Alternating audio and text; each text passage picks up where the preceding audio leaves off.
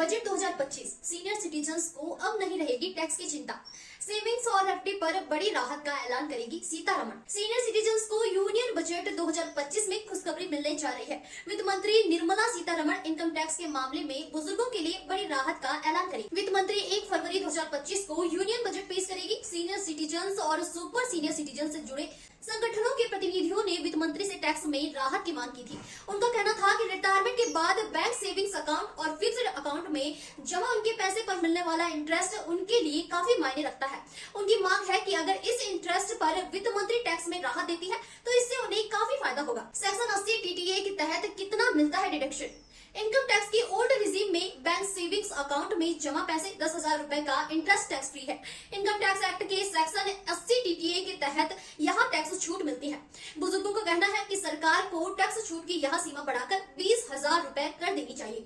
आज भी बड़ी संख्या में senior citizens bank savings account में पैसे रखते हैं। उन्हें सबसे ज्यादा भरोसा बैंकों पर होता है। वित्त मंत्री निर्मला सीतारमण 1 फरवरी को उनकी यह मांग पूरी कर सकती है। सेक्शन 80 टीटीबी के तहत कितना डिडक्शन मिलता है। टैक्स एक्सपर्ट्स का कहना है कि सेक्शन 80 टीटीए के तहत सेविंग अकाउंट के इंटरेस्ट पर मिलने वाली टैक्स छूट में FY 30 के बाद में बदलाव नहीं किया गया है। इसके अलावा इनकम टैक्स एक्ट के सेक्शन 80 टीटीबी के तहत सीनियर सिटीजन्स को बैंक डिपॉजिट के इंटरेस्ट पर 50,000 रुपए के डिडक्शन की इजाजत है। डिडक्शन का यह लाभ बैंक सेविंग्स और फिक्स्ड दोनों ही डिपॉजिट पर मिलता है। बुजुर्गों की मांग है कि इस डिडक्शन को बढ़ाकर 1 लाख रुपए कर देना चाहिए। इससे उन बुजुर्गों को काफी फायदा हो जाएगा जो रिटायरमेंट के बाद से अपने खर्च के लिए बैंक में जमा पैसे पर मिलने वाले इंटरेस्ट पर निर्भर है। डिडक्शन का फायदा सिर्फ इनकम टैक्स की ओल्ड रिजीम में।